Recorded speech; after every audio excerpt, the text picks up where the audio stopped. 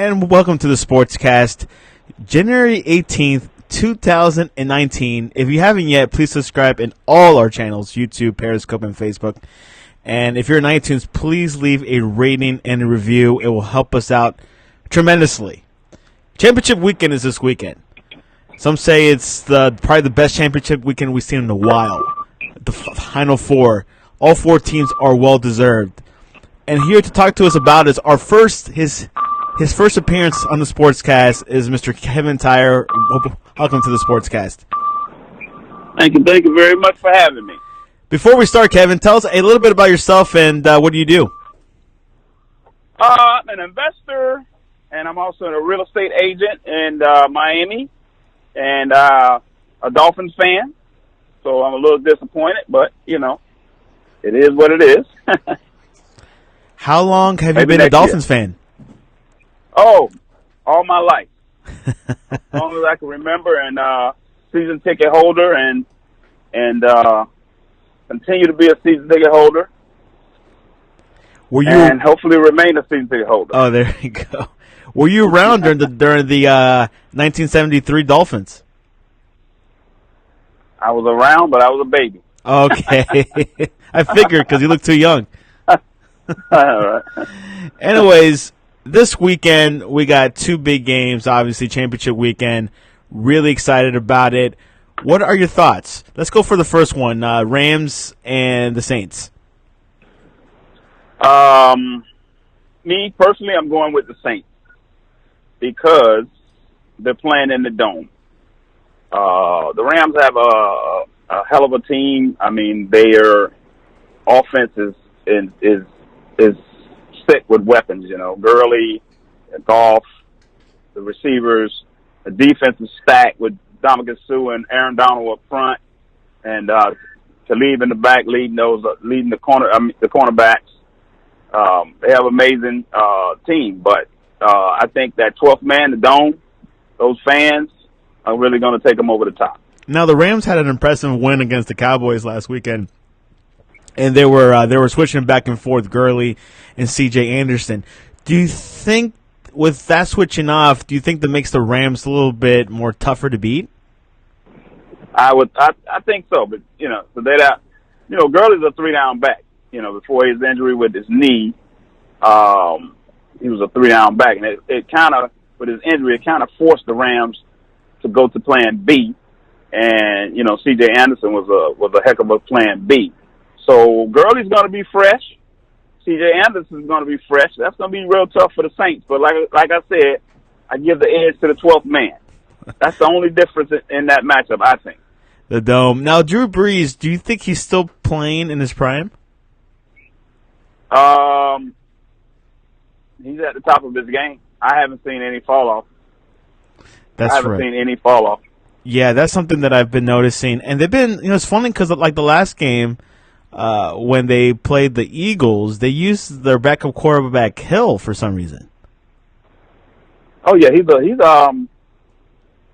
they usually throughout the season they've been using him on specialty packages, and he's a dual threat. He plays special teams. He plays the Wildcat, but he brings another dimension to the Wildcat because he's a quarterback and he's built like 6'2" or 6'3", 250, 60 pounds, so he can ram it up in there. He can throw it, option, whatever. He can play whatever the play calls for. So it's real difficult on the defense to try to corral a guy like that. Now, back to the Eagles. Now, Eagles had a good run all the way to, till they played the Saints. What was the issue? You think the Eagles could have beaten the Saints, or you think the Saints, no matter what, were going to win? I don't think they could. If they would have had, Wentz, I don't think they would have been able to beat the Saints. They just had too much form this year. You think you prefer Wentz over Nick Foles? Here's my take on that. If I was a general manager, I would trade Wentz and get a whole bunch of picks for now and the near future because he's going to be a solid franchise quarterback. But Foles is playing at a whole nother level later on in his career or middle of his career. And they could build that team for years to come. I mean, to be a powerhouse. Wow, that's an interesting thought. Maybe, trade Wentz, keep Foles, and just, try to get some better picks. Yeah, because Wentz is on his rookie deal still. So let someone else pay him, and you pay Foles. You got to pay one of them. That's very true. And Can't pay both. Yeah, pay both. Which Nick Foles has been proven to be a good playoff quarterback, but I mean, obviously he had a bumpy start at the beginning of the season. But I really do think Nick Foles has a lot of potential. He's only 29, going to 30. But if he does leave, I heard Jacksonville Jaguars might be a good place for him to play at. I think that'll be a good fit for him. Yeah. Jacksonville. They're having some issues. I saw across the ticker of the ESPN. I didn't read it fully, but looked like they're having some problems with Fournette. There's guaranteed money they took back or something like that. So that might be a little issue, but I think that'll be a good fit for him. I like the Jaguars a lot. They have a good defense and a good running back, but we'll see what happens in the offseason. Now to the AFC. Right. We got the Patriots and the Chiefs. Obviously, both matchups have the old quarterback versus the new quarterback. This is going to be an interesting game. This is the first time the Chiefs go on to an AFC championship, I think since 93 or maybe before that. What are your thoughts about this matchup? I'm torn because, like I said, I'm a Dolphins fan, and we don't go with New England, but I'm going to have to go with New England for the simple fact Tom Brady, I didn't know this stat until I saw it on the TV last week that they've been to the AFC Championship game 8 years in a row. Now that's telling me if things get tight in that game, he's not going to even flinch because he's been there and it's like second nature to him. Mahomes might blink. And, a blink will lose you a game in the NFL. It does very much so.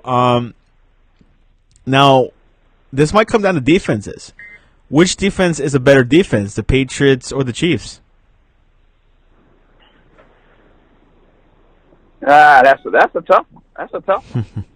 That's a tough one. I mean,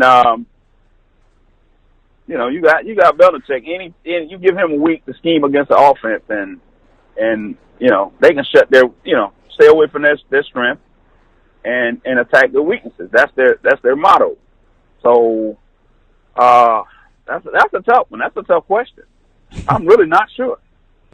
It seems like the Patriots might have a better defense. I know that the Chiefs have not had a great defense most of the season. They did look good last weekend against the Colts, but the Colts are not the Chiefs either. No, not at all. Not at all. But one thing with the Patriots last game against the Chargers, which the Chargers had no chance. It was over before it started. What happened that game? Were the Patriots that good, or the Chiefs just choked? I mean, no, the Chargers choked. I just think the Chargers, they didn't have enough weapons, and whatever weapons that they did have, the Patriots just schemed towards their strengths, and I didn't watch that game fully, but from what I heard is that the Patriots hardly ever blitz, but they blitzed every down, seemed like, and that kind of threw the Chiefs out of whack, Exactly. The Colts with Andrew Luck, I think Andrew Luck is definitely coming back into form. He missed last year's game, and he definitely came back, and he had a weak start, but definitely came strong towards the end of the season. So we'll see what happens with the Colts, but back to the Patriots. It's probably from the two games this weekend that might be the closest game. Yeah. I don't know because they said it's going to be 20 degrees in Kansas City, and then when I heard that, I automatically think it doesn't matter. The Patriots can go and beat you in 80-degree weather, or they can beat you in 20-degree weather. The weather, it seems like nothing affects them. I mean, Belichick always has his team mentally ready to play, and I'm a Dolphin fan, and I can't believe I'm saying this. Now, speaking about the Dolphins, what were your thoughts this past season? Firing Gase, what were your thoughts? I've been a hardcore. I'm always like a hardcore fan. Let's wait it out. Let's see what happens. But this year, I came to it was the last straw. I mean, Tannehill and Gase, I think both of them needed to go. We need to start over again. They had their chances, and it was just an up and down season, roller coaster ride, win, lose. It's look good, look bad the next week. It was just like they weren't prepared from week to week. Yeah, exactly. What do you think about Tannehill? Do you think we just saw like his last season as a Dolphin, or do you think he'll be back next season and probably the Dolphins will draft a quarterback? Me personally, I think they should just let him go. But since you said that, maybe they do need to hold on to him one more year, draft a quarterback, groom that quarterback, and then we part after that. But that's going to be management's decision. And what can we do? All we can do is hope for the best. Exactly. Now, Brian Flores is rumored to be the coach for the Dolphins. Which he's currently the linebacker coach for the Patriots. What are your thoughts if he does become a coach for the Dolphins? I don't know much about him, but I heard he's like a military style coach. Very disciplined. Well, you have to be like that to be on Belichick's staff. Very disciplined. Look like he's going to have his team ready to play on Sundays, even if they're overmatched. They're going to compete, and sometimes that's all you're looking for as a fan, for your team to compete and fight. And, you might be overmatched, but still, put up a fight. Yeah, the Dolphins have been issues with coaches, and not since Don Shula, but who do you think has been the worst coach for the Miami Dolphins? That has to be it was a Cam, which one that won the one game, 1-15? Yes, it was Cam Cameron. Okay, that one there. He was, he wasn't good. I'm looking for a nice word. He wasn't good. Wasn't good enough. They have some, few ups and downs, Sperano and Dave Wanstead. But in recent memory, it feels like Gase and Philbin were almost the same. Pretty much. Laid back,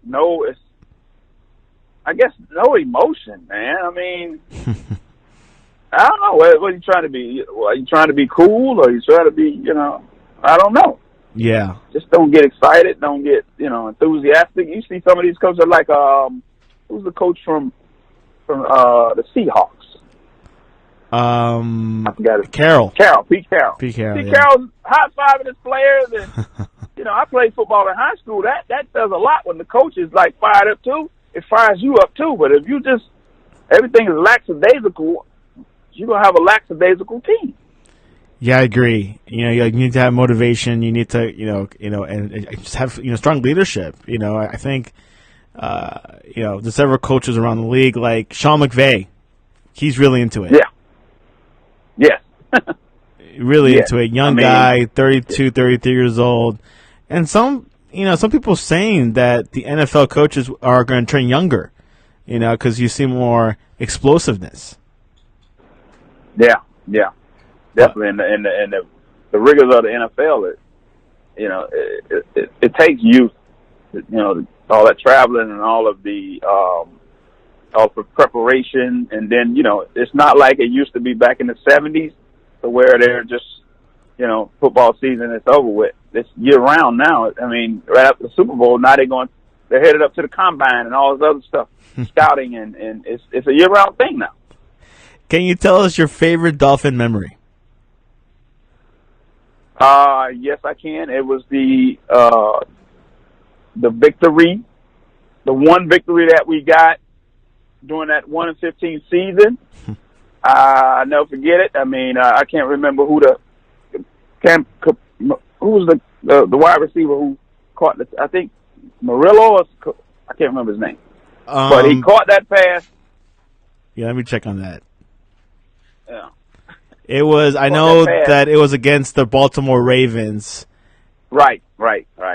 In overtime in remember December. Right. I remember that. Yeah, And that was. I mean, I remember falling back in my wife's arms, and I just like, please don't let us go. We can't go.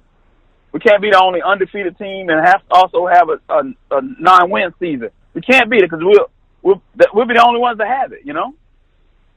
Yeah. No, we can't do that. You know. I totally agree. And Let me see. And then another one that rivals that, the Patriots win this year. That was another, memorable win. Yeah, which, it's interesting you say that because people are saying if the Patriots lose this weekend against the Chiefs, they'll look back at what happened when they lost against the Dolphins. That cost them home field advantage. Oh, yeah, that's true. So that is true.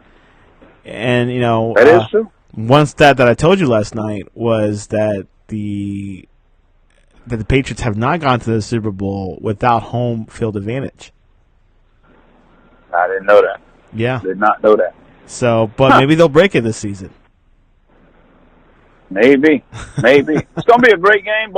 On both sides, it's going to be two great games, and we'll be locked in from 3:00 in the afternoon till 7 or 8 o'clock that night to find out who's going to be in the Super Bowl. Either way, either all four teams will deserve it. Whoever matches up, either side, it's going to be a great Super Bowl.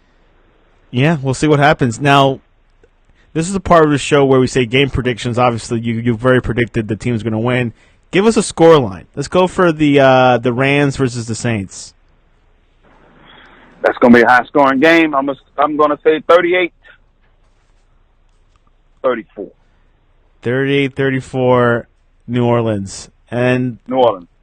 Then, finally, the Patriots versus the Chiefs. Patriots versus the Chiefs. I think that's going to be a low-scoring game. I'm going to go 21-17 Patriots. Patriots 21-17. That's low scoring. Interesting.